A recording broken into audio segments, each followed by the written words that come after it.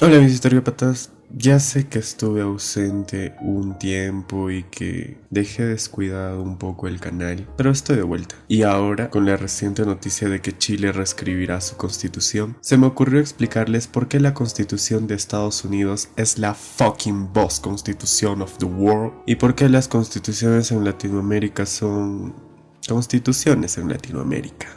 Esta será una serie de 3 videos y en este empezaremos con algunas explicaciones generales, así que empecemos.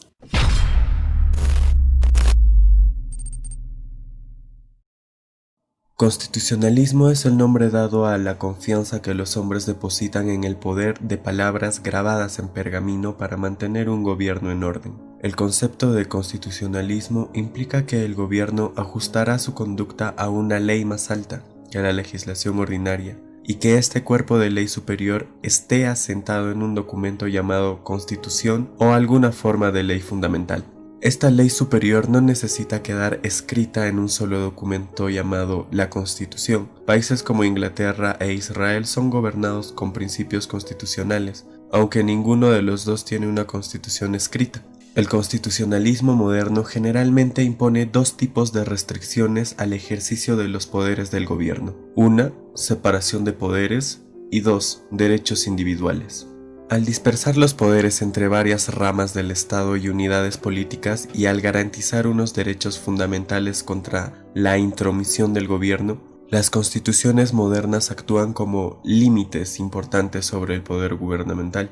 Si el mundo hoy fuera destruido y los arqueólogos del futuro solo descubrieran el texto de la Constitución de Estados Unidos y los de las repúblicas de América Latina, sin duda concluirían que el constitucionalismo estaba mucho más desarrollado en América Latina que en Estados Unidos.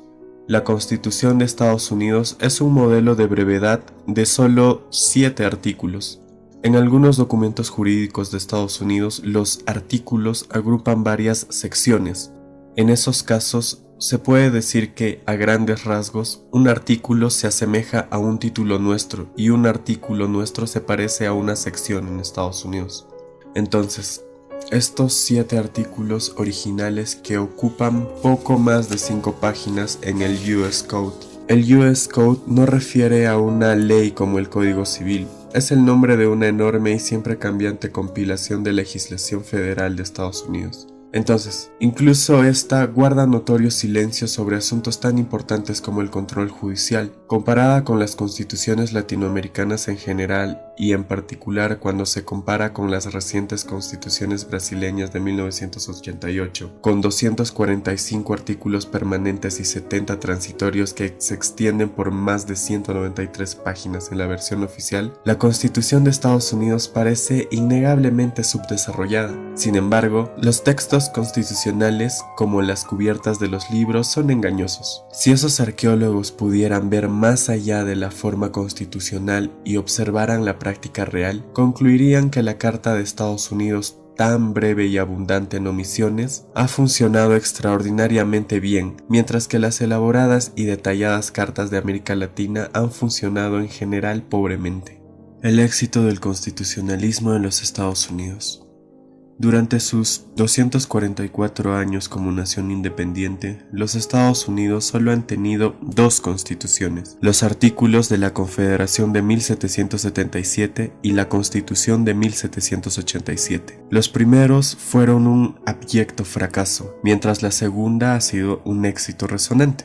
Para ponernos en contexto, los artículos de la Confederación de 1777 y sus fracasos son evidentes. Los artículos no le concedieron al gobierno central poderes esenciales para gobernar. La Confederación carecía tanto de una rama ejecutiva como de una judicial. No tenían ni el poder de imponer impuestos ni el de hacer cumplir tratados. No tenían poder para regular el comercio interestatal. El Congreso solo tenía aquellos poderes que le habían sido expresamente delegados y ningún medio de hacerlos valer. En últimas, la incapacidad de la Confederación para enfrentar con éxito las presiones de los asuntos domésticos y exteriores llevaron a llamar a una asamblea constituyente. El mandato para aquellos que conformaron la Convención Constitucional de Filadelfia en 1787 se limitaba a revisar los artículos de la Confederación. Afortunadamente, la convención rápidamente se convirtió en asamblea constituyente plena, desechó los artículos de la Confederación y procedió a redactar una nueva constitución. La convención no solo excedió su mandato, sino que adoptó un mecanismo ilegal de ratificación. De acuerdo con el artículo 13 de la Confederación, las legislaturas de todos los 3 estados tenían que ratificar las enmiendas. Los autores de la Constitución de 1787 eludieron completamente las legislaturas estatales. El artículo 7 señalaba que bastaría la aprobación por solo 9 de 13 convenciones especiales de ratificación. La Constitución de Estados Unidos, más que cualquier otra constitución escrita, ha resistido la prueba del tiempo. Que haya permanecido vigente por más de 200 años, esencialmente con solo 14 enmiendas, es indicativo tanto de su fenomenal éxito. Técnicamente, el Congreso ha adoptado 27 enmiendas a la Constitución, pero las primeras 10, la Carta de Derechos, fueron adoptadas en 1791 como condición necesaria para la ratificación. La enmienda 21 simplemente derogó la enmienda 18 que había autorizado el desaconsejable experimento de la prohibición. La verdad es que no existe un método objetivo para determinar el éxito o el fracaso de una constitución. Una aproximación es ver las constituciones como obras teatrales. Entre más tiempo permanezcan en cartelera, más grande es su éxito. En algunos países, sin embargo, una constitución permanece en vigencia tanto como dura el poder de un dictador. Seguramente una constitución no parecerá un éxito meramente porque un dictador logra permanecer en el poder por un largo periodo o ha institucionalizado un sistema por el cual él y sus herederos han de ser designados presidentes de por vida. Igual, solo porque un gobierno elegido constitucionalmente es derribado por un golpe de estado no implica que la constitución en sí misma fuera defectuosa. Que los norteamericanos tengan que recurrir al francés o al español para designar el exótico fenómeno de coup d'état o golpe de estado es otra indicación del éxito de la Constitución de los Estados Unidos.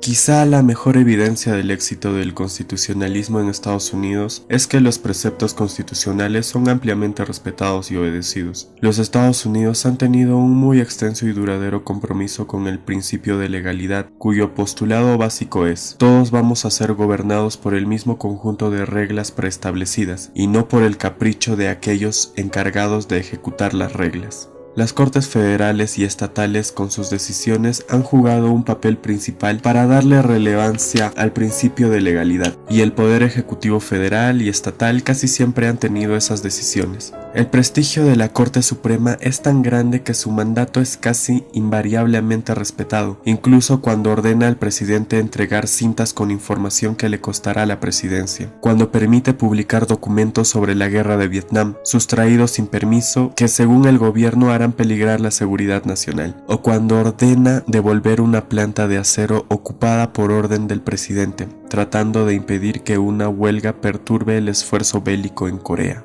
La independencia, fortaleza e incorruptibilidad con la cual la Corte Suprema ha jugado su rol de guardiana de la Constitución no han sido igualadas por ninguna otra institución en el mundo. Desde el establecimiento de la Constitución, el pueblo de los Estados Unidos la ha visto como símbolo de unidad política nacional y como encarnación de valores fundamentales compartidos. Una creencia profundamente asentada de que su Constitución no solo es perfecta, sino sacrosanta, ha sido largamente parte de la cultura política de la nación. Hoy, la mayoría de las personas miran en otra dirección ante las flagrantes imperfecciones de la Carta. A pesar de las emocionantes frases de la Declaración de Independencia, de todos los hombres somos creados iguales, la Constitución permitió la esclavitud, la más opresiva violación de la libertad humana durante sus primeros 76 años. No fue sino hasta 1866 que el Congreso adoptó la enmienda 13, aboliendo la esclavitud, y eso solo después de la sangrienta guerra civil, que por poco rompe la Unión. Aunque estableció una forma democrática de gobierno basada en la soberanía popular, la Constitución dejó de garantizar el derecho al voto. En vez de eso, relegó el asunto de la calificación de los votantes a la ley de cada estado. Y, como consecuencia, en todos menos en 5 estados el derecho a votar fue originariamente limitado a varones blancos propietarios de bienes raíces. La excepción fue Georgia, restringido a contribuyentes con patrimonio de al menos 10 libras o estar en cualquier oficio mecánico. También New Hampshire, contribuyente. Carolina del Norte, contribuyente, y Pensilvania, contribuyente o hijo de propietario. El territorio de Vermont adoptó la única constitución que extendió el sufragio a todo varón adulto sin importar si era contribuyente. Solo en 1870 la Constitución fue enmendada para garantizarles el sufragio a varones negros, enmienda 15, y solo en 1920 fue enmendada para darles a las mujeres el derecho a votar, enmienda 19.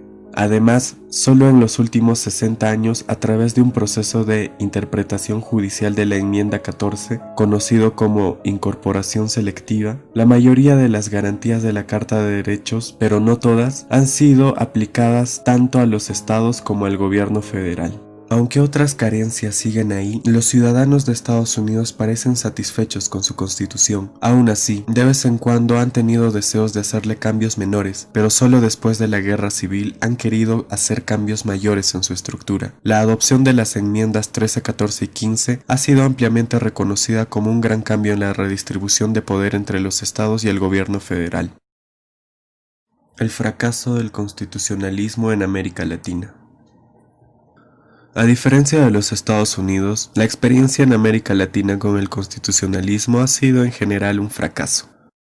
Es anticonstitucional y es un pinche fascismo, que pinche Brad chingue su puta madre.